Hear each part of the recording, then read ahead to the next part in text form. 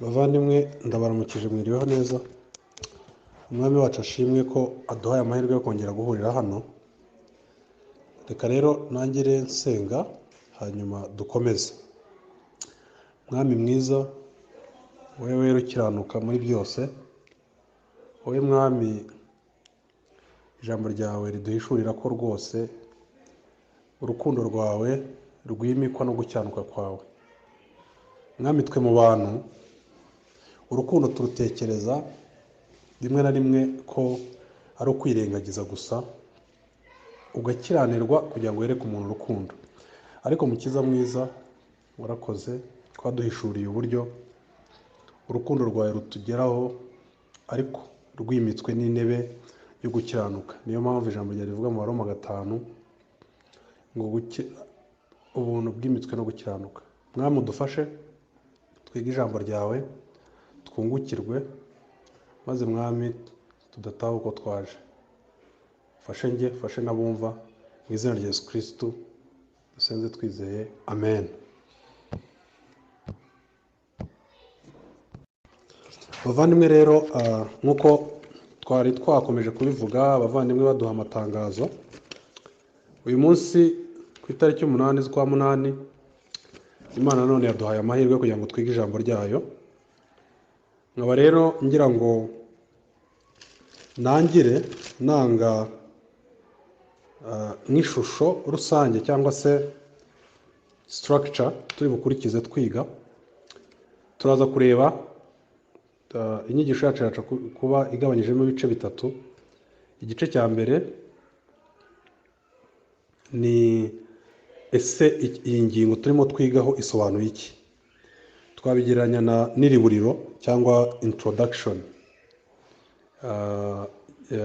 ari nayo ishyiraho fondasiyo kugira ngo twumve ukuntu ibi bintu tugiye kwiga biri ngombwa, kandi buri muntu wese uri aha ngaha bimureba, ku buryo nuhitamo no kutabyitaho uzabazwa impamvu utabyitayeho. Hari abantu Bibiliya aho ivuga ngo abahawe byinshi bazabazwa byinshi.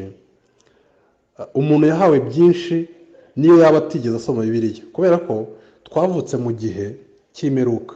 Bibiliya igabanyamo ibihe by'isi mo kabiri, ikavuga ibihe bya mbere, aribyo mbere yuko Kristo aza mu isi, no guhera igihe Kristo yaziye, aribyo byitwa ibihe by'imperuka.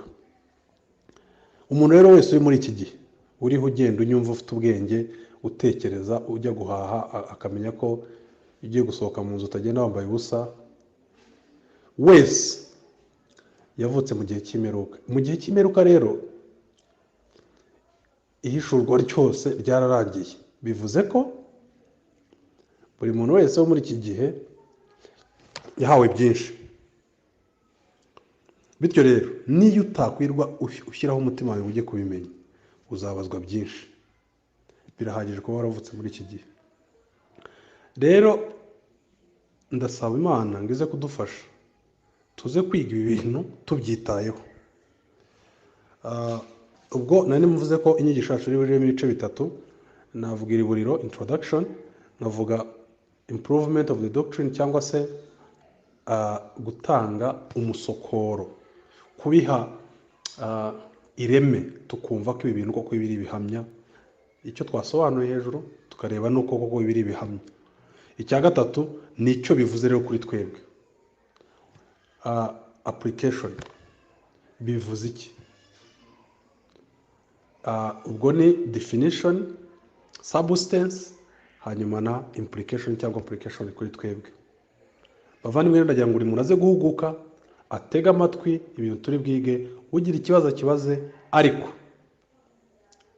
nanone tujye tumenya ko twinjiye mu mwanya wo guhimbaza, kuramya no guhimbaza. Nk'uko bahaguruka bamwe bakaririmba, uyu mwanya bari ukuramya no guhimbaza, kuganira n'Imana ikatubwira biturutse mu ijambo ryayo.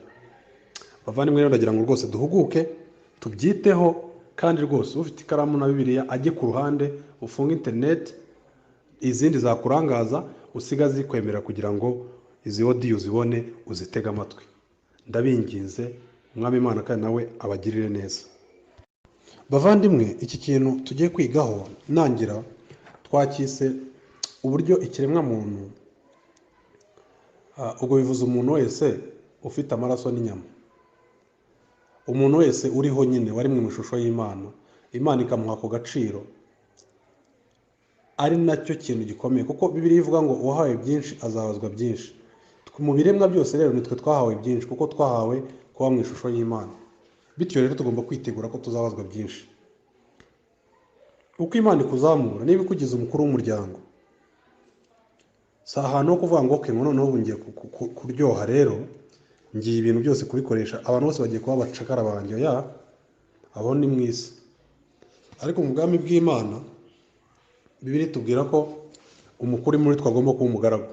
Iyo Imana ikuzamuye ikaguha kuba umugabo, umugore ikamuha kuganduka, ibiguhaye inshingano ziruta, ibiguhaye privilege ariko byivunjamo inshingano. Imana ikugize mama w'abana, ibiguhaye ko wowe nawe uzaza usaba uruhushya kuri ba bana ariko bazaba barugusaba, nibyo iguhaye privilege ariko n'inshingano zirazamutse. Imana iguhaye kumenya ijambo ryayo, nuko bigenda. Rero no mwirema dusubiye inyuma, uko Imana yaturemye turi ku ruhembe, turi hejuru ku gasongero k'ibindi biremwa, dufite umutima nama, ari twebwe tugomba kubyita amazina, ari twebwe tubirya, tukarya inka, tukarya ihene, tukarya ibyatsi, byo bikarindira nyine iyo mutungo yose akaba ariwo bigenda uko bigenda, ukagurisha iyo ushaka mu byo utunze, ugasigara n'icyo ushaka, nyine ukishyura ukizana. Ibyo rero binaduha inshingano arizo zivuga gute ko tugomba kubikora mu buryo Imana yagennye bigomba gukorwa byose. Mwene muntu rero, Bibiliya igaragaza ko Imana irema Adamu yamubwiye ko ibintu byose agomba kubizana munsi y'ubutware bw'Imana. Niwe ubizana akabitegeka, ariko munsi y'uko Imana yagennye bigomba gutegekwa. Njye numva abantu benshi bijujuta, ukabwira nk'umusore umusobanurira iby'ubutumwa bwiza n'uburyo umuntu akwiye kwizera agahabwa imbabazi z'Imana atazikoreye, ukigerageza ukerekana ko ari mubi ku rwego akeneye ubufasha bw'Imana bwonyine, nako si ubufasha bw'Imana, ubuzima buturuka ku Mana, kuko ubufasha uhabwa umuntu wari ufite icyo arimo gukora. Noneho akaburana, mu gihe arimo kuburana ukumva arasa n'uwigaragaza ko ubwo Imana yamuremye ari umusore yifuza umudamu, bityo rero Imana iyo yakoze ikosa, niyo mpamvu afite uburaya mu mutima we, niyo mpamvu inkumi icaho yambaye imina agahindukira, niyo mpamvu abahanzi akunda ari abaririmba ibyanduza, ibigaburira rye ritutumba, ribira muri we, agashaka kwifashisha ko ubwo Imana yamuremye ityo inenge iri ku Mana. Ariko ikosa riri ahangaha. Ikibazo mukuri si uko wowe wifuje kubana n'umugore, oya. Ikibazo ni uko ushaka kubana nawe mu buryo Imana itagena. Niba rwose uri umusore ukaba wifuje umudamu, genda umushaka, ufate inshingano. Kuki ushaka benefits uhunga responsibilities? Imana rero yagennye ko yego irema abagabo bazabana n'abagore, ariko nanone inagene igihe ubana nawe, mu gihe mwabyemeranyije, ababyeyi abantu abahamya bakaboneka mukabana. So rero ntabwo ari ikibazo kuba yarakuremye mu buryo wabasha kwifuza kubana n'umudamu, ariko ikibazo kiri none se umaze kubimenya wemeye kubikora uko yabigennye. Rero bavandimwe, uko niko kuva na kera bimeze. Mu ijambo ry'Imana iyo turebye mu Itangira igice cya 6, dusubiye kuri kiriya kintu babwiraga cy'uko abantu bihaye guhangana n'Imana, umuntu buri gihe ashaka kwishushanyiriza uburyo bwo kubaho buhuye n'uko ashaka, bityo akigomeka kuri ya Mana yamuremye. Noneho rero biza gukomera ko umuntu yigomeka ku Mana, usibye no mu mategeko yayo yamuhaye, byo twabonaga kwiyobagiza nkana n'uwo umuntu avukana, ahubwo umuntu noneho n'inzira Imana yashyizeho yo kumutabara bwa bubi bumurimo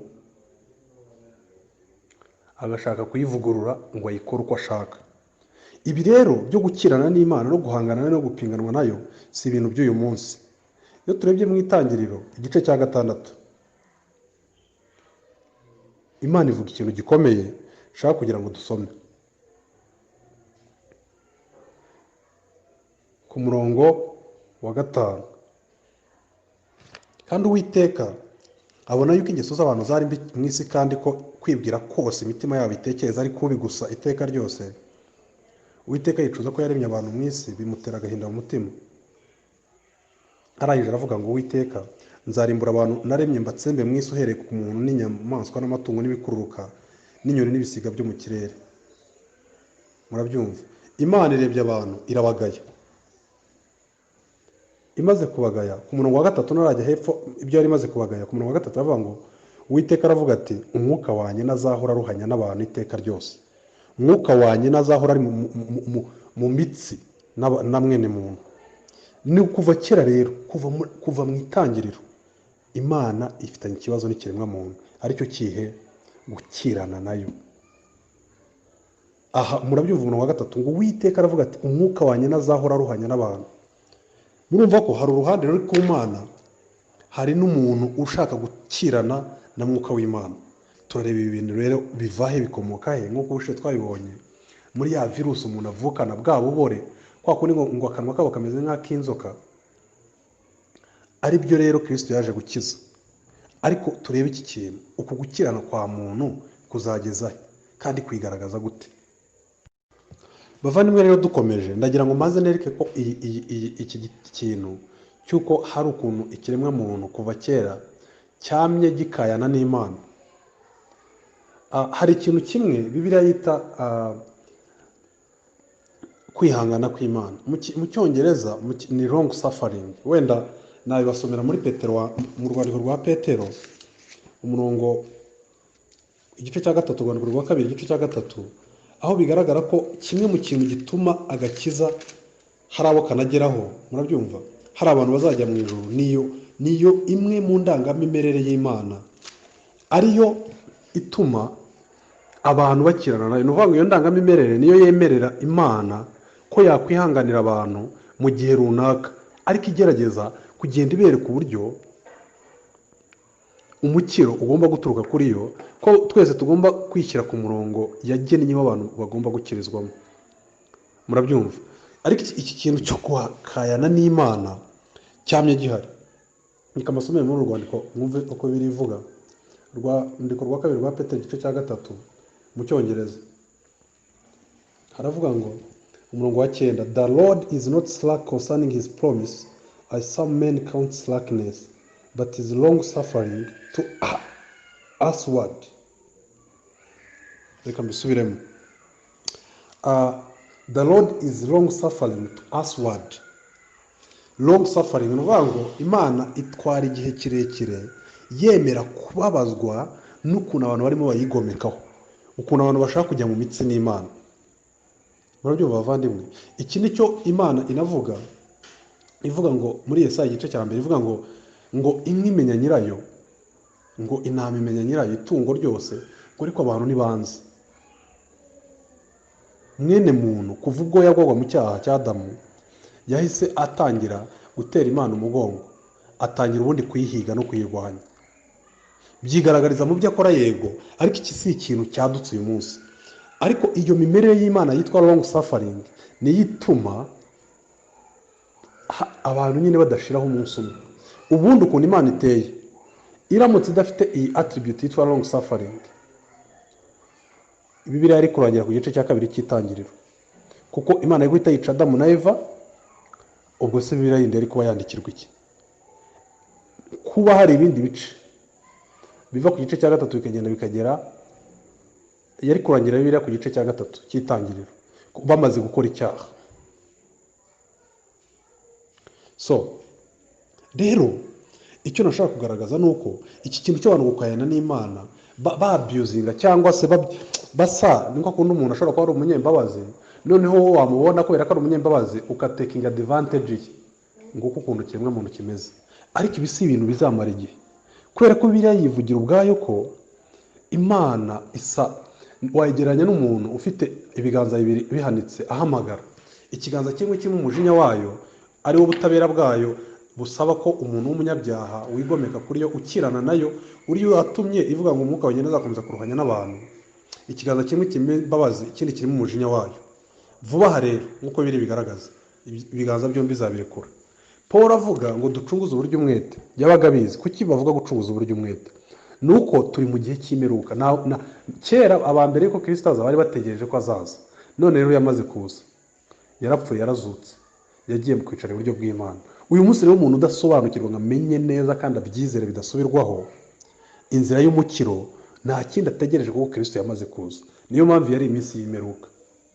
Iyi Mana rero ifite ibiganza byombi, kimwe kirimo umujinya wayo, ikindi kirimo urukundo rwayo, izabirekura byombi. Ukuboko kw'imbabazi kwahamagaraga ikudoropinge, ukuboko k'umujinya w'Imana uwudoropinge, ubundi yose uko yakabaye yiture ku muntu, imurimbure koko. Hari igihe abantu bajya babikinisha bakagira ngo ikuzimu ngo ni kwa Satani, baragushuka. Uzasome Abaroma 16, haravuga ngo mu minsi ya vuba Imana izajanjagura umutwe wa Satani munsi y'ibirenge by'abera. Ntabwo ari kwa Satani, ahubwo tujye tuvuga ngo naho Imana ariko aho izahanira Satani, wowe nawe mujye hamwe, mwese mujye guhanwa. Ariko ntabwo ari kwa Satani. Byaba ari byiza Imana itari yukagenda ukibanira na Satani mugakora ibirori, ariko siko biri. Ni kuzimu naho Imana, ahubwo naho yerekeza umujinya wayo wose, naho abajya mu ijuru, naho yerekeza ubuntu bwayo bwose. Bimwe abantu bajya bavuga ngo inzira zose zigera ku Mana, nibyo koko, ariko inzira imwe niyo ikujyanayo nk'umwana wawe ujya mu ijuru, iyindi nzira ikugezayo nk'umujura ribu yafashe arimo akwepa. So uku rero guhangana n'Imana Bibiliya kuvuga ahantu henshi. Wenda ndaza reka mbere kuri kiriya cyanditswe dufite mwumve. Bibiliya iravuga buri gihe Imana igaragaza ko ikibazo umuntu afite atari ubujiji, atari ubukene, atari uko atazi ikibazo, ahubwo mwumve uko Bibiliya ivuga. Iravuga nk'aha mu Baroma igice cya 10 ivuga ku bantu badakijijwe, iravuga ngo kuko ubwo bari batazi gukiranuka kw'Imana uko ariko bagerageje kwihangira gukiranuka kwabo ubwabo. Ariko mwumvaho umurongo ikibazo kiri, bituma basuzugura gukiranuka kw'Imana. Bavandimwe, kubaho utazi neza ko uyu munsi upfuye wajya mu ijuru, utazi neza ko we na Kristo mwomatanye bidatuye ku mirimo yawe, ukivuga ngo Dawidi ngo icyamujyanye mu ijuru wibeshya ngo nuko yari azi kwihana kurusha abandi. Sinzi aho bagikuye. Dawidi ati hahirwa umuntu Imana ibaraho gukiranuka atabiheshejwe n'ibyo akora. Abantu bakamuvugira ibindi bagashyira amagambo mu kanwa ke ngo nuko yari azi kwihana. Intwari zo kwizera, mwumve bavandimwe, ni intwari zo kwizera, si intwari zo gukora. Buri gihe umuntu wese hano Bibiliya yavuze ngo wihimbira gukiranuka kwe ashaka gukora mu mategeko y'Imana, kumvira ibyo Imana itegeka, aba arimo arwanya Imana. Uririmburiza iki? Turaza kureba impamvu ibitera, ariko najya gusoma iyi mirongo hano biratubwiye ngo basuzuguye gukiranuka kw'Imana. Mwibuke iyo tuvuga guhangana n'Imana, iyo tuvuga Imana tuba tuvuga attributes zayo, ibiranga: gukiranuka, urukundo, imbabazi, ubuntu bwayo. So iyo rero hari kimwe mu byo ikoherejeho wowe ukakirwanya, niyo uburwanya mu by'ukuri. Niyo mpamvu mu Bagalatiya Paul abwira Abagalatiya, ntabwo ababwira ngo ndatangazwa nuko mwebwe mwirushya mukajya mu byo gukora imirimo mwibwira ko ari izabaho ubugingo buhoraho. Murabyumva? Ahubwo aravuga ngo ndatangazwa nuko mwimuye Imana. Ntabwo bavuze ngo mwimuye Kristo. Ya mu Cyongereza niho babivuga neza. Reka mbasomere mwumve. Arimo atangara ibyabaye ku murongo wa 6 igice cya mbere, aravuga ngo ndatangazwa nuko mwimuye vuba mutyo mukareka wabahamagariye guhabwa ubutumwa bwa Kristo. Uvuga ngo uwabahamagariwe guhabwa ubutumwa bwa Kristo, no kuvuga ngo bano bantu gufata ubutumwa bwa Yesu Kristo bw'ubuntu bw'Imana bakabuvangamo iyindi mvange. Bibiliya ibyita, murabyumva bavandimwe, gutera umugongo Imana. Reka mwumve. Nuvuga ngo iki kintu twita ubutumwa bw'iki kintu twita gukizwa n'umuntu kubwo kwizera, nubwo tuza kureka icyo bivuze kubizera, kuko hari uburyo umuntu akerensa ubutumwa bwiza, kuko hari uburyo bubiri: yaba utarizera arabukerensa, yaba uvuga ko yizeye ashobora kubyaza kubupfusha ubusa, nk'uko Paul yavuze ngo ubuntu nahawe sinabuhereye kubupfusha ubusa. Nguko rero ukuntu umuntu ahangana n'Imana. Ahantu henshi Bibiliya igaragaza ko ihangana rya muntu n'Imana rihari rwose rikomeye. Reka nsome hano mwumve Abagalatiya 1:6. Haravuga ngo reka nsome mu Cyongereza, haravuga ngo nahageze ngo I marvel that you are soon removed from him. You are soon removed from him. Mu Kinyarwanda, nangazwa nuko mwaretse wabahamagaye. Nuvuga ngo kucurika ubutumwa bwiza waranizeye, ni ukushaka guhangana niyo, ni ukwiteza Imana ngo mujye mu mitsi. bavandimwe rero icyo ndimo nshaka kugaragaza, mbese nk'ibuye ry'ifatizo ushaka gushyira hasi kugira ngo turehereho tuzamura igikuta, ni ukubera ko iki kintu si ikintu umuntu nyine ahimba mu mutwe. Bibiliya igaragaza kenshi ko umuntu ajya mu mitsi n'Imana. Twahereye mu itangiriro, twarimo dusoma mu Baroma ngo basuzuguye gukiranuka kw'Imana, ndetse Bibiliya usibye n'aho ngaho mu rwandiko rwa mbere rwa Yohana igaragaza ko hari ikintu umuntu ashobora gukora akaba yise Imana umunyabinyoma. Mwabyumvishe guhangana n'Imana? Iyo wifata ukiyita kuri umukiranutsi, murabyumva, mu mbaraga zawe ko wabikoreye, uba wise Imana umunyabinyoma. Reka mwumve umurongo wa 8 rwa mbere rwa Yohana igice cya mbere. Nituvuga yuko ari nta cyaha dufite, tuba twishutse ukuri kuba kutari muri twebwe. Nituvuga yuko ari nta cyaha twakoze, tuba tuyise umunyabinyoma, kandi n'ijambo ryayo riri muri twe. Murabyumva bavandimwe? Ni ukuvuga iki kintu cyo guhangana n'Imana, umuntu ashobora kuba ari ahazi ko we nta kibazo afitanye n'Imana, kumbe ari we muntu wa mbere upingana n'Imana. Ni ukuvuga ngo niba Imana ivuga ngo umuntu wese wakomotse kuri Adamu yavutse apfuye, yapfutse ari mu bubata bw'icyaha, wowe ugatinyuka ukavuga ngo wowe wifitemo imbaraga muri wowe, ngo uvuka ngo yo utwana tuvuka ari utumarayika. Bibiliya ita umwana umuntu akivuka ariyo bagize akabeshya, ngo ku bwa kavukire ngo turaho kugirwa umujinya nk'abandi bose. Wowe uti, murabyumva bavandimwe, wowe utoya umwana avuka ari akamarayika, ubwo urimo uravuga ko Imana ari umunyabinyoma. Warangije rero kwigira inyeshyamba igomba guhangana nayo. Bavandimwe, ikintu cyose wumva binyuranye n'uko Bibiliya kivuga cyose ubugabe igitero ku Mana ubwayo. Niyo mpamvu Bibiliya ivuga ko abantu bakijijwe ikiba ngo habayeho kwemezwa ubutumwa bwiza, noneho ngo bahindukirira Imana, bimura ibigirwamana. Mutekereze, buri muntu wese avuka atekereza ko afite ubuyobozi bw'uburyo yayobora ibintu, atita Imana nk'aho itabaho. Ntabwo ari iza mu mutwe. Mubyibuke namwe kera mutarizera ubutumwa bwiza bwa Yesu Kristo, wakubazaga ngo wahitamo uwo mushakana, amakuru nayo wakuye kuri televiziyo, tayi niyo wabonye kuri televiziyo. Abenshi bati turashaka umukire, wabikuye ko ari we ukenewe. Abandi bati turashaka umuntu, abandi bari bagahindukira. Ibyo byose byabaga bitubasa. Ibyo bintu byose byo kuba imbata ya fashion n'ibigezweho, murabyumva bavandimwe? Ibyo byose ndetse bikajya no mu by'idini, umuntu akihitiramo ngo ngiye nkunda ababyina, ngiye nkunda uwo urinde wo gufata mu mifuka n'agasuzuguro, ngo iby'Imana ujyamo n'ibyo uhitamo ngo ufite ukuntu bireba bitewe n'ibikugwa neza. Ngo ngiye uriya mwigisha ntago amfasha. No, ikibazo si icyo. Ntago ari rega ibintu ntibyaremewe wowe cyangwa biremwe nawe. Bibiliya ivuga ko ibintu byaremewe Kristo kandi byaremwe kubwe kandi byaremwe nawe. Nta muntu waremewe kuba umusavanti wawe. Murabyumva bavandimwe? Rero umuntu utarizera ahora ahangana n'Imana, kuko byose bikoresha mu buryo bwo guhangana nayo, mu buryo bunyuranye n'uko yagennye. Niyo mpamvu mu gukizwa Bibiliya mvuga ivuga, iravuga ngo icyabaye ku bakijijwe. Urwandiko rwa mbere Pawulo yanditse rw'Abatesalonike avuga abakijijwe uko byabaye. Yaravuze ngo bene data, umurongo wa 4, bakundwa n'Imana, tuzi yuko mwatanijwe nayo. Avuga ko impamvu ari uko bakira ubutumwa bwiza atari amagambo, ari ikintu kibemeza kigacurika imibereho yabo. Noneho ageze ku murongo wa 9 aravuga ngo Imana, kwizera kwanyu mwizera Imana kwaramamaye, nicyo gituma tutaruha tugira icyo tubabwira abantu, kuko ubwabo bajya bavuga uburyo twabasuye nuko mwahindukiriye Imana, mwimuye ibigirwamana ngo mubone uko mukorera Imana nyakuri. Mwahindukiriye Imana. Uvuga ngo umuntu wese utarizera aracyari mu cyerekezo Adamu yasohotse muri Edeni arimo, cyo gutera Imana umugongo no kwirukanwa kuri yo. Iyo rero umuntu yizeye ahindukirira Imana,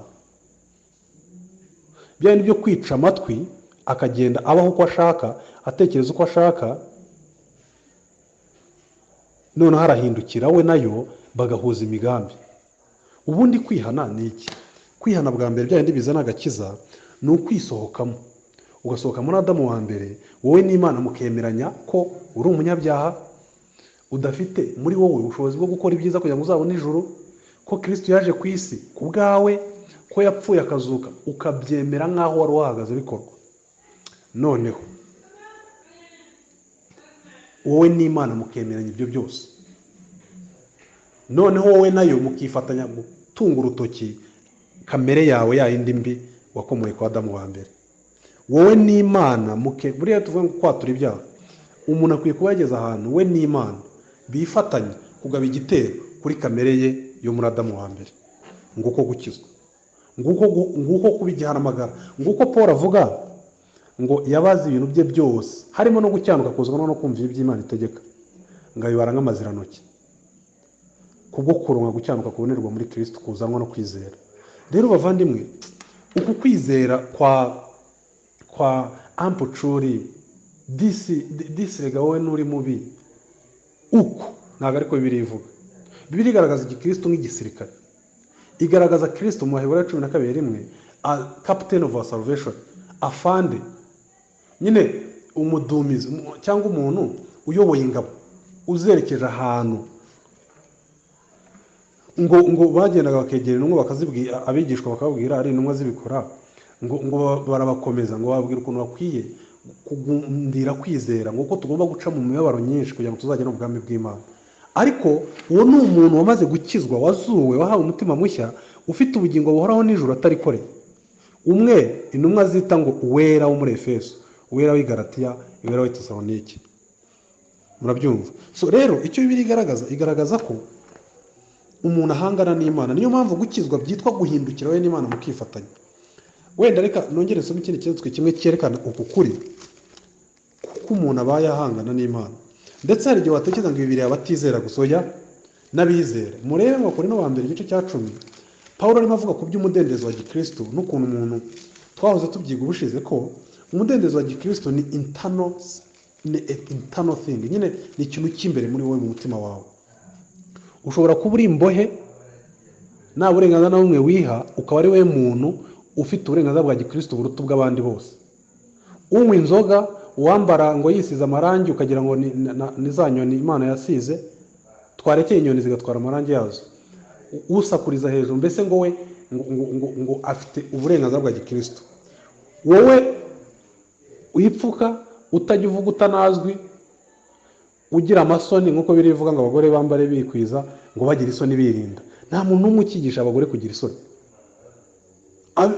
Timoteyo wa mbere 2, bagira isoni birinda, naho muricana akaguru y'akarerejo kandi atanabitekerezaho. Kubera iki? Uyu muco waratwafectinze, nyine waratufasha, uratujisha ku buryo buri kana kose muhuye ubaza umwana, ukamubaza uzabyara umwana mutoya, akabwira ati abo nshoboye kurera, nkawe utiyoza uravuga abo ushoboye kurera, wese ubwawe wibeshejeho. Icyo nshaka kuvuga ni iki, isi nyine yaragiye, abantu tuyigwamo, turijandika. Iyo rero dukijijwe dukwiye gutozwa n'uburyo umuntu yicara, tugatozwa n'uburyo dusubiza abantu. Murabyumva bavandimwe? Bibiliya ivuga ibintu mwabavandimwe mwe ku buryo nyine abantu benshi babaho mu bugome gusa bahangana n'Imana. Ivuga ku by'umudendezo, Paulo yaranditse aravuga, mwumve igice cya 10:22 cy'Abakorinto, yaravuze ngo mutibwira ko ngo mbese icyo mushaka no gutera umwami ishyari tumurusha amaboko. Icyo yabivugiraga ni iki? Yaramaze kubivuga, avuga ko dufite uburenganzira, ariko yavuga ku byo kugenda ukavuga ngo nyina arizeye, ndabizi ko nta mana yindi ibaho uretse imwe, ibyo batetse nye nzabirya kuko ndi umukristo, naratsindishijwe nta n'akarande yamfata.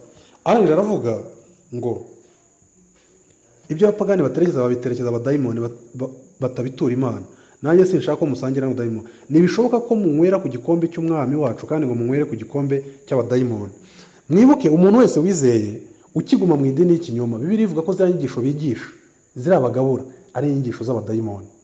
Yaba abadive, yaba abanjirikani, yaba abadepera, umuntu wese ukwigisha ko hari ikindi kintu cyagukiza akagisimbuza Kristo, aba kwigisha inyigisho z'abadayimoni. Iyo ugumanye nawe rero uri mutera ishyari umwami. Noneho aranje aravuga ku murongo wa 21, nibishoboka ko munywera ku gikombe cy'umwami wacu kandi ngo munywere ku gikombe cy'abadayimoni. Nimushobora gusangira ibyo ku meza y'umwami wacu n'ibyo ku meza y'abadayimoni. mbese icyo mushaka ni ugutera umwami ishyari tumurusha amaboko? Icyo mushaka ni ugutera umwami ishyari tumurusha amaboko? Ibi rero icyo navugaga, uku gutera ishyari umwami, uku kumutera umugongo, uku gusuzugura gukiranuka kwe, nyine ziriya attributes ze zose, murabyumva bavandimwe, kubaho nk'aho atabaho, zose iyo tugize imwe twirengagiza tuba tujya mu mitsi n'Imana, yaba uwizeye. Ndetse hano mu gice cya 11 cy'Abakorinto ba mbere tubona abantu Imana yica kandi barizeye, ngo iyo ducira urubanza n'umwami ngo tuba tujya ngo tudacirwaho urubanza rumwe n'urw'ab'isi. Yerekana kategori ebyiri. Aravuga mu gice cya 11, aravuga ngo umurongo wa 27, nicyo gituma umuntu wese uzarya umutsima w'umwami wacu cyangwa uzanywera ku gikombe cye uko bidakwiriye azagibwaho n'urubanza rwo gucumura ku mubiri n'amaraso by'umwami. Umuntu wese uzabikora uko bidakwiriye azabyibwaho n'icyaha cyitwa gucumura ku maraso n'umubiri w'umwami. Nuko umuntu yinire yisuzume abone kurya kuri uwo mutsima no kunywera kuri icyo gikombe, kuko upfa kurya akanywa atitaye ku mubiri w'umwami. Ikibazo ni iki? Atitaye ku mubiri w'umwami abirira gucirwaho iteka. Ndetse nicyo gituma benshi muri mwe bagira intege nke, abandi barwaragurika, abandi bapfuye basinziriye, ariko twakwisuzuma ntitwagibwaho urubanza. Nyamara iyo ducira urubanza n'umwami wacu, uwo umwami abereye iwabo, duhanirwa nawe kugira ngo tuzacirwaho iteka hamwe n'ab'isi. So n'uwizeye rero birashoboka ko yabaho akirana n'Imana. Mbega ukuntu rero dukwiye kuba maso tukamenya iki kintu, tukirinda chastisement, gukubitwa iboko n'umwami. Iki rero ni ikintu gikomeye. Waba utarizeye, waba warizeye, biratureba. Bavandimwe rero, hari ikintu nshaka kwibandaho gikomeye, kimwe mu cyo abantu bajya bahanganiramo n'Imana. Nicyo nshaka kwibandaho, kubera ko ibindi byose niyo wabikosora, nubona ko birivuga iti ntukibe, ntukice, ntugasambane, n'ibyo wabigira, ibyo ntibikuraho ko hari ikibazo gikomeye, aricyo cyitwa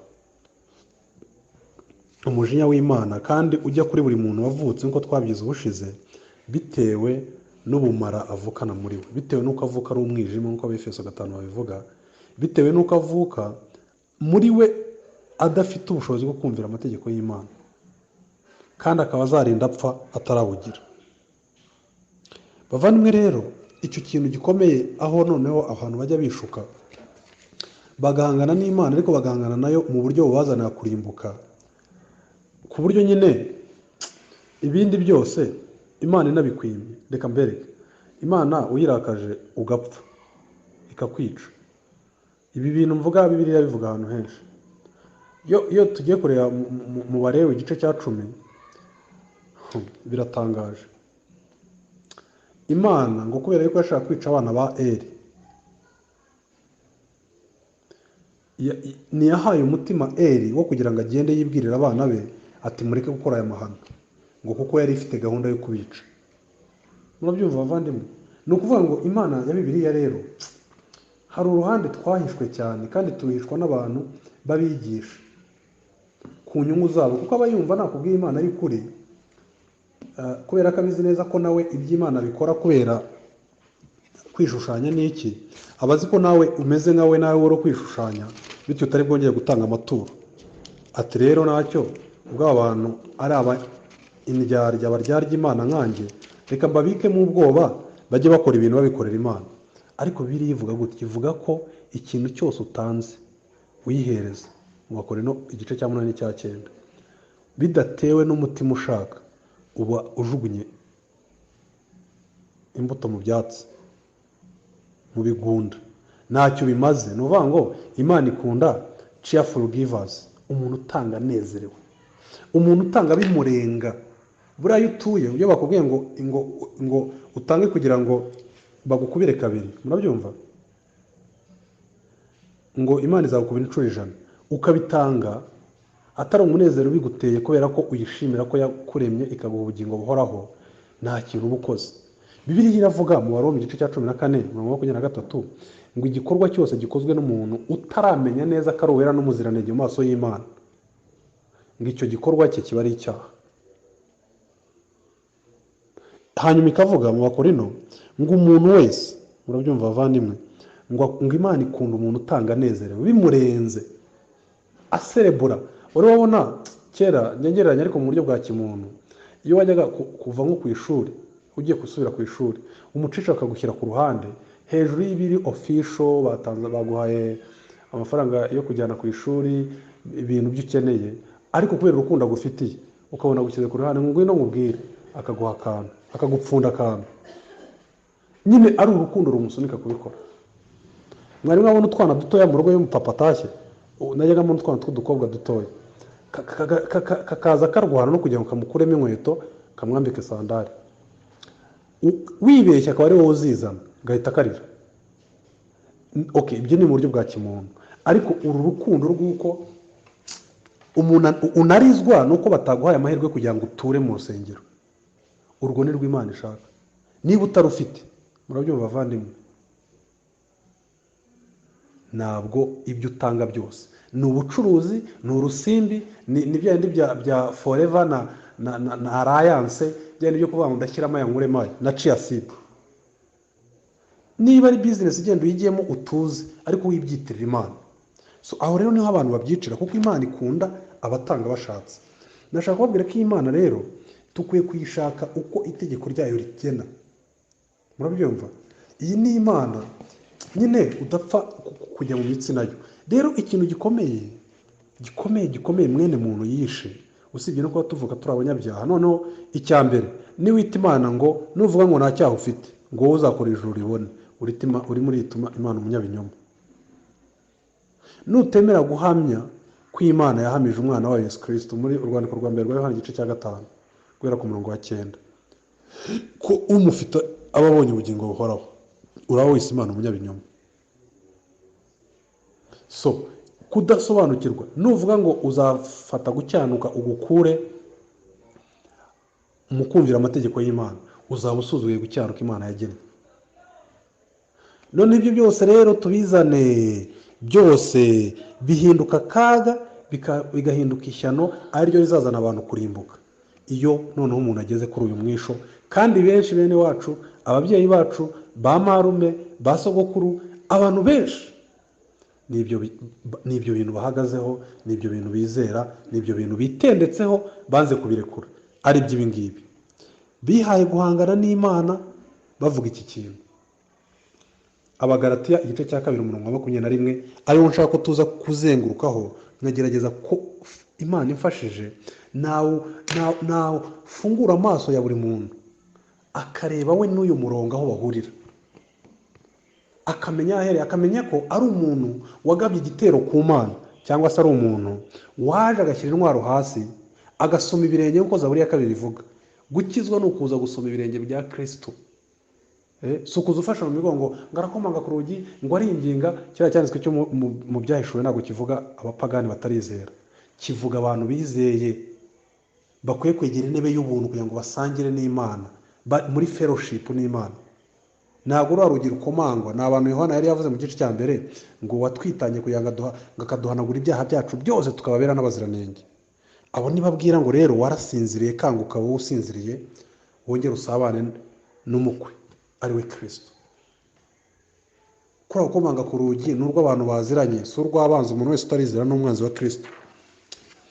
Umva ko Bibiliya ivuga umurongo wa 21 igice cya 2 cy'Abagalatiya simindura ubusubuntu bw'Imana kuko niba gukiranuka kuzanwa no kumvira n'amategeko Kristo aba yarapfiriye ubusa. Bavandimwe iki kintu si imikino. Ni ukuvuga ngo iyo umuntu avuze ngo gukiranuka nzabona bizaterwa nuko nzitwara nuko nzirinda n'umukobwa nkazashaka ndisugi yuko nzirinda n'umusore nkazabaho nsenga sinijandike mu biyobyabwenge yuko nzitwara neza mwubaha ababyeyi yuko ku kazi nzagerageza kuba excellent mwubahiriza igihe nkaba punctual nyine nkagera ku gihe ngatera ibikumwe uko bikwiriye sinige ruswa. Muvandimwe ibyo byose wabikora ukajya ikuzimu kuko icyo urimo uvuga uravuga ngo uko nitwara aribyo bivuze kumvira iby'Imana itegeka kumvira uburyo Imana yagennye umuntu akwiye kubaho yaba amategeko wumvira arari muri conscience yawe. Bibiliya ivuga ko Imana yaduhaye umutima nama bityo ukaba imfura wenda utagiye mu idini ariko ubikuye mu mutima nama wawe ubwo nabwo urimo urumvira amategeko Imana yashyize mu mutima nama wawe uraba imfura uzarimbuka. Biriya mvuze byose ni byiza kubikora. Byaba byiza buri muhungu wese atemeye gushaka umukobwa wiyandaritse. Byaba byiza buri mukobwa wese atemeye umuhungu wagiye mu biyobyabwenge wiyandaritse. Ariko ibyo ntaho bihuriye habe na mba n'uburyo umuntu abona ubugingo buhoraho. Niyo mpamvu arimo aravuga ngo simpindura ubusa ubuntu bw'Imana, kuko niba gukiranuka kuzanwa n'amategeko, Kristo yaba yarapfiye ubusa. Ni ukuvuga ngo iyo uvuze ngo nzakizwa no kwitondera amategeko n'imihango y'idini no kwiyandikisha n'igisekuruza cyanjye cyangwa kumvira amategeko ari mu mutimanama wanjye, urimo uvuga ngo Kristo yapfiriye ubusa. Urimo uvuga ko Imana ari ari project manager w'umuswa, utazi ubwenge, watanze umwana we kandi hari amategeko, ko amategeko arasanzwe ahari, yamereza ubugingo buhoraho. Bavandimwe, iki kintu kirakomeye, mujye mukitondera. Bavandimwe, reka nse n'umuntu ugenda gake kuri iki kintu mutega amatwi. Ni ukuvuga aya magambo reka yashyire mu kinyarwanda gisanzwe buri muntu abyumve. Simpindura ubusa ubuntu bw'Imana. Ubuntu bwande bw'Imana. Okay. Igikorwa cyo guhindura ubusa ubuntu bw'Imana gisobanuye iki?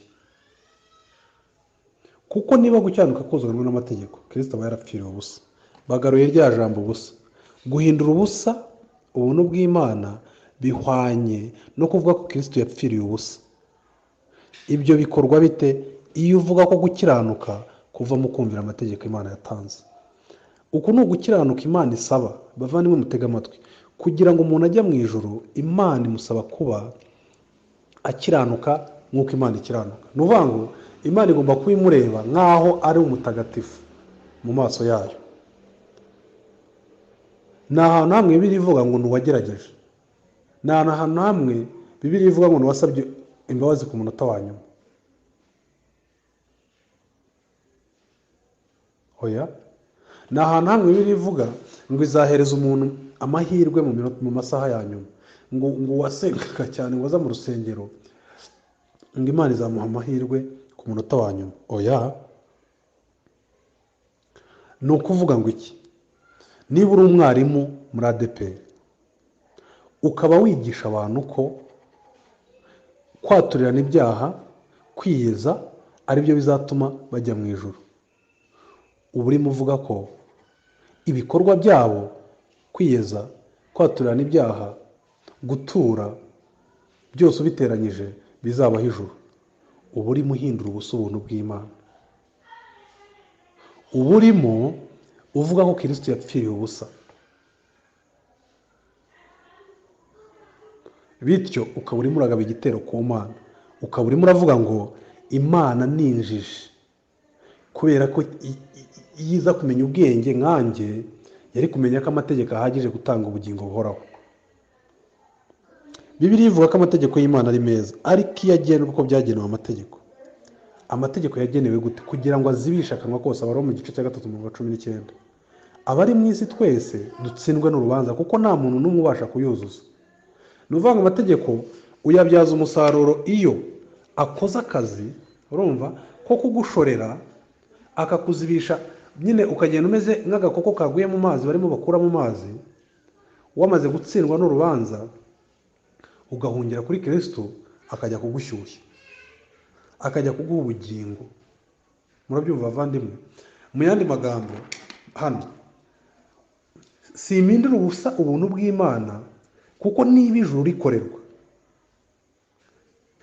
ugakora ibyo amategeko ategeka, Kristo Yesu yapfiriye ubusa. Ubone n'iki uyu murongo usobanura? Simpindura ubusa ubuntu bw'Imana, kuko niba kuba umunyetorero, mwiyandikisha, mwirinda ibibi, mwitwararika, ari byo bijyana umuntu mu ijuru, cyangwa se binagira uruhare. Rega rye tuvuga ngo ntabwo bijyana umuntu mu ijuru ukagira ngo okay nibyo, ariko reka mbikore n'ubundi nta gihombo kirimo. Imana niba hari abantu bose baba mu rujijo avuga ngo ntawamenya, reka dukore imirimo n'ubundi ntacyo bitwaye, ku mwisho tuzamenya uko bizagenda. Uri umupagani, ntabwo urakizwa. Pawulo yavuze ko kugira ngo ukizwe ari uko ubanza ukagera ahantu mukurikire. Utavuga ngo ibi bintu ndapfa kubikora ni byiza n'ubundi ikizavamo kizavamo, reka mwizere nawe ariko nabyo mbikore. Oya. Kristo anyuze mu kanwa ka Pawulo yaravuze ngo kugira ngo ndonge gucyanuka kutari ukwanjye byasabye ko ukwanjye mbanza kugutekereza ko ari amazirantoki. Reka nsome mwumve ngo kandi mboneke ko ndi muri we nafite gucyanuka kwanjye. Kamere haruguru Abafilipi igice cya 3 umurongo wa 7. Nyamara ibyarindamu yanjye nabitekereje ko yari igihombo ku bwa Kristo. Yari yabivuze hejuru ibyo ari byo. Gucyanuka kuzanwa n'amategeko, kuba akomoka ku bwoko bwasengaga, kubwa yari inyangamugayo afite ishyaka ry'idini, ngo ibyo byose nabitekereje ko ari igihombo kubwo kugira ngo ndonke Kristo. Ndetse n'ibintu byose mbitekereza ko ari igihombo kubw'ubutunzi butagira akagero ari bwo kumenya Kristo. Kuko kubw'uwo nabanje kugira gute nahombye ibyanjye byose, ndetse mbitekereza ko ari amasi kugira ngo umva umusaruro uva mu kubitekereza ko ari amasi. Kwa gukomoka mu basenga, kwa kuba warabatijwe n'umwana, kwa kuba wanditswe mu gitabo cy'itorero, kuba wararimbye muri korari, kuba uri isugi se, kuba se utari umusizi, utarigeze ukoze igisindisha mu kanwa, uri umunazare, uri nka bandi batigeze bogosha umusatsi ba Samusoni n'abandi. Ibyo waba uri byo byose ntabwo ari ukubifata none reka mbabwire. Hari ukuntu abantu bajya bibwira ngo ibyo bintu nabigumana ariko nkanizera ibi bintu by'ubuntu. Ntabwo uba ubyizeye. Ubyizeye yumva icyo bimusaba. Bisaba ko ibyo bintu byawe byose ubibona nk'amazirantoki, hanyuma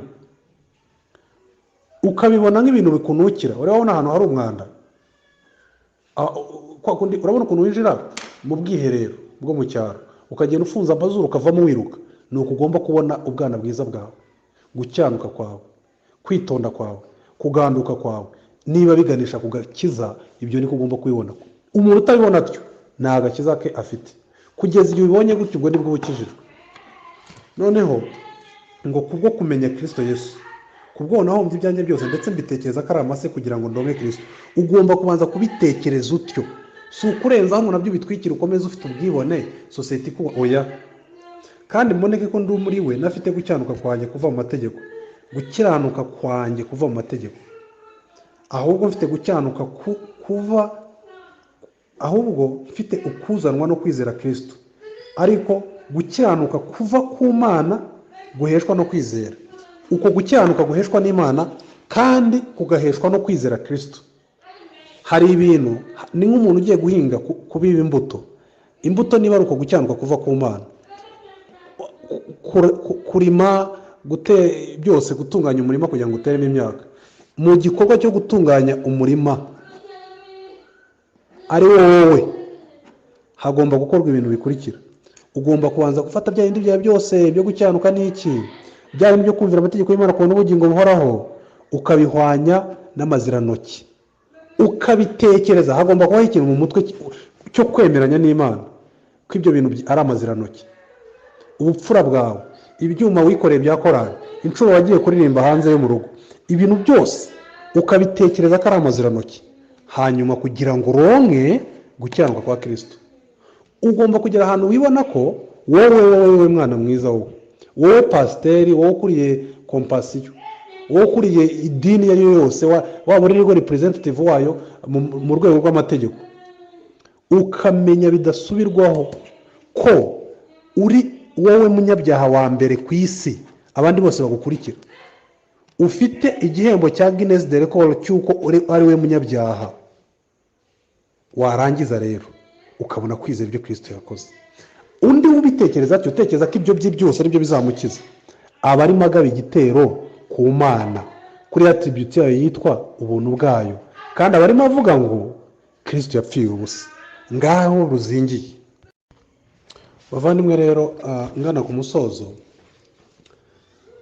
hari iki kintu cyo gupingana n'Imana kigaragariza mu kuntu abantu bihimba inzira yo gusenga cyangwa inzira yo kujya mu ijuru babicurika. Iyo umuntu atekereza ko ijuru rikorerwa, cyangwa ko ijuru ari igihembo cy'uko yitwaye neza, cyangwa ari igihembo cy'uko we muri karitsiye hatuye baroga wataroga, cyangwa se banywa urwagwa watarunywa, cyangwa banywa wayini watayinywa, ni ubusazi. Ni ukuvuga ngo abarimo arwana n'Imana, barimo avuga ngo kumvira kwe no kwitwara neza birahagije kumuha ijuru, kandi Kristo iyo wumva itegeko rimwe, mwumve ahantu bikomerera. Bibiliya iravuga bavandimwe ibintu ukuntu bitangaje. Bibiliya ivuga gutya, mwumve iki kintu mujye mucyitaho, ngo Pawulo yabwiye abagalatiya igice cya 5:2 avuga ngo dore ngiye Pawulo ndababwira yuko nimukebwa Kristo atazagira icyo abamarira, kandi ndabwira umuntu wese ukebwa yuko azaba afite umwenda wo kurangiza ibyategetswe n'amategeko byose. Mwebwe abatashaka gutsindishirwa n'amategeko mutandukanijwe na Kristo, kuko mwaguye muretse ubuntu bw'Imana.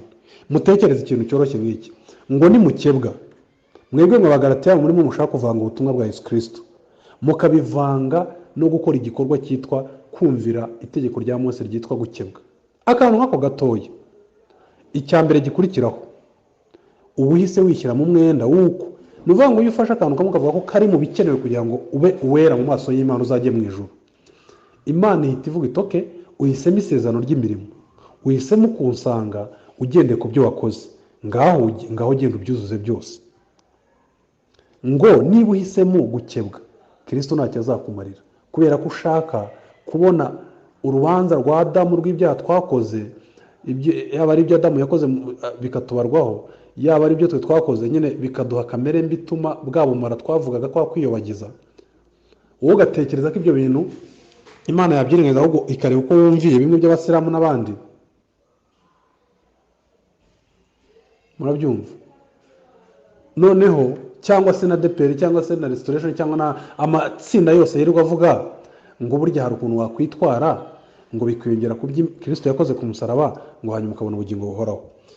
Bibiliya ivuga ko kuvuga ngo narengejeho ngo ya nabyo nzabikora nabyo, ariko umutima wawe ukabutekereza kubikora, biri mu bizagufasha kubona ubugingo buhoraho, kwemerwa n'Imana.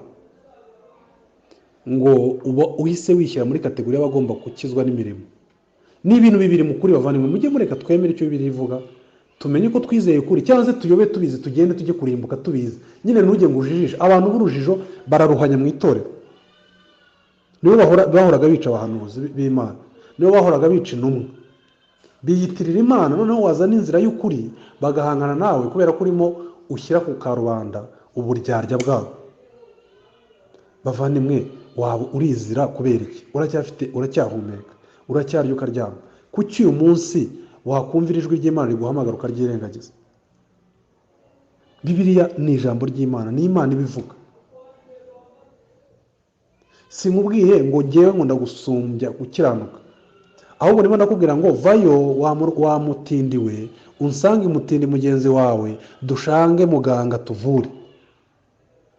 Uyu mwami w'abami watanze ubugingo buhoraho, Kristo uyu waje agapfa tutabigizemo uruhare, tutanditse urwandiko rusangwa azi, akaba yarateguye imyaka 4,000 hafi uru rugendo rw'agakiza. Bibiliya yanditswe mu buryo ari Kristo yivugira gusa.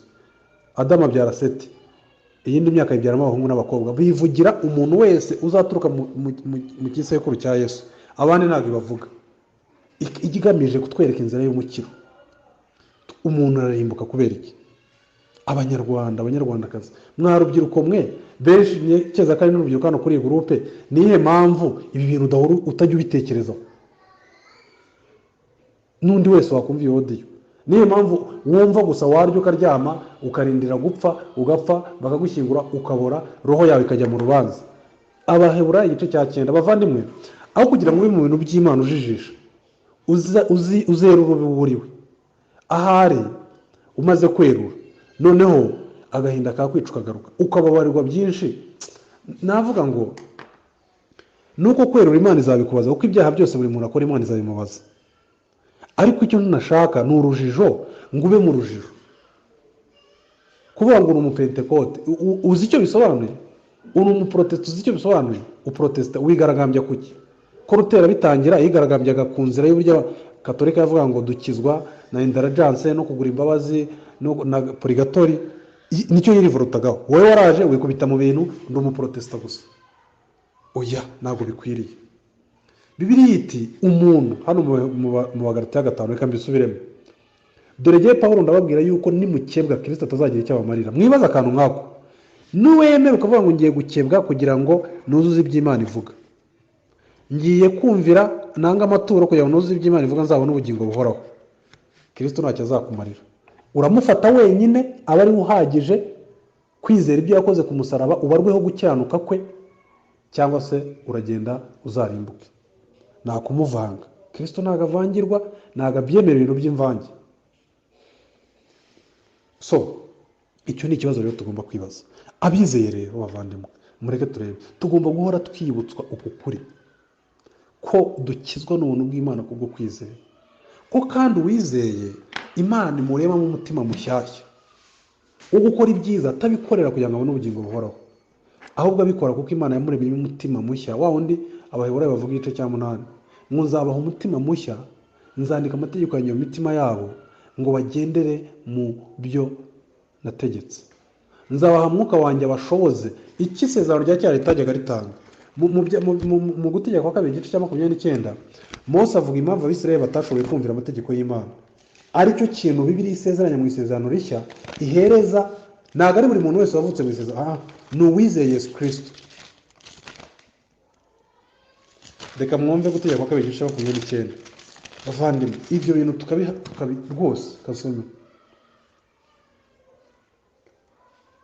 ngo mwabonye ibyo Uwiteka yagiriye Farawo n'abagaragu be bose n'igihugu cye cyose mu maso yanyu mu gihugu cya Egiputa, ibigerageresho bikomeye n'ibimenyetso na bya bitangaza bikomeye amaso yanyu yiboneye. Arimo aravuga abantu Abisirayeli. Ariko Uwiteka nabaha umutima umenya n'amaso areba n'amatwi yumva ageza kuri uyu munsi. Uwiteka niyabaha kubyumvisha roho ngo bimubishyikire. Rero isezerano rishya Bibiliya ivuga ko icyo risumbire rya mbere ni uko muri ryo umuntu wese wizeye Yesu Kristo kubw'ubuntu bw'Imana, Imana ikora umurimo wo kumuha amaso n'umutima ubasha kureba ibitangaza yakoreye muri Kristo ubwo yari ku musaraba. Murabyumva bavandimwe? So rero icyo nicyo kintu cya mbere. Ubuntu ubwo buzima bwawe bwaracuramye muvandimwe, wicaye utegereje kugaruka kwa Kristo kurusha uko utegereje kubona uwo muzakundana mugashakana. Ushobora kuba uri wenyine mu muhanda ukabyumva neza bidasubirwaho ko ikintu kiremereye muri roho yawe ari ubugingo buhoraho wawe muri Kristo, cyangwa n'umugabo wawe, n'umugore wawe, n'uwo uteganya. Mbese umunsi utegereje kurusha iyindi ni iki? Uw'ubukwe wawe n'uwo kugaruka kwa Kristo. Wavuga uti nubwo nteganya ubukwe muri uyu mwaka, nubwo ndimo nshaka ko tuzabana, Imana ingiriye neza, Kristo yagaruka ibyo bintu bitaraba, yabinkoreye icyiza gisumba ibindi. Uhora wumva uri expectant ko hari igihe uza breaking through ukanesha amarari n'ibintu byose bikuziritse. Ariko ibyo byose nanone ukabimenya uzi ko Kristo ari wagupfiriye kandi araguhaye ubugingo wari utabukoreye. Muvandimwe, ibyo byiyiziho. Hari igihe ujya umenya amakosa ya mwene so rwose mu mutima wawe, ukabona kamuhama, ariko ugapfuka mu musengero uvuga uti Imana, uyu muntu arimo aramemukira, ariko nemeye guhuguzwa iyaba bamuhaga sanctification, iyaba bamuhaga ibyo nifuza byose kugira ngo nawe atsinde urugamba uyu wizeye. Bibiliya iratwereka uburenganzira bwawe. Bibiliya iratweretse ko ngo twihaye ibyo kuvuga ngo turafata ibyo dushaka, tukagenda tukarya ibyo dushaka, tutitaye ku mutima w'umutoya wa Kristo, ngo tuba ducumuye kuri Kristo kandi tumurusha imbaraga, tuba tumuteye ishyari. Duhora twifuza ko tutababaza uyu mwami wacu, tuba bashyitse n'abimukira. Ese dufite imitekerezo y'uko hari igihe ujya wibaza uti amashuri yose nakwiga, ibyo nabona byose, umuryango nabona, success yose nabona, ibintu byose nakwinjoyinga ku isi, byose bizashira kumva, bityo bigatuma utararikira byinshi, umutima wawe udahora uhagaze, cyangwa umutima wawe urahagaze uhora ugenda wiruka kandi uvuga ko wakiriye Kristo ari we bugingo, ari we munezero wawe. Bene data, nuko tugomba kwibaza. Iyo ibyo tutayifite rero tuba turakaza umwami, tuba duhangana nawe, tuba tumubwira ngo umwami wavuze ko isi ishirana no kwifuza kwayo, nta kintu byayo byose uzabitwika ukabizinga nk'umwitero, ariko ngenda kurusha ubwenge narabivumbuye ko ibintu mbikeneye kugira ngo ndyoherwe. Ntabwo ari byo muvandimwe. Reka rero umwami akomeza dufashe twese, utarizera ahindukire umwami, yizere Kristo abone ubugingo buhoraho atabukoreye. Wamaze kwizera nawe dukomeze kwihumatana n'uyu mwami, dukomeze kwegera intebe y'ubuntu tudatinya, kuko azaduha ibidufasha mu gihe gikwiriye. Murakoze.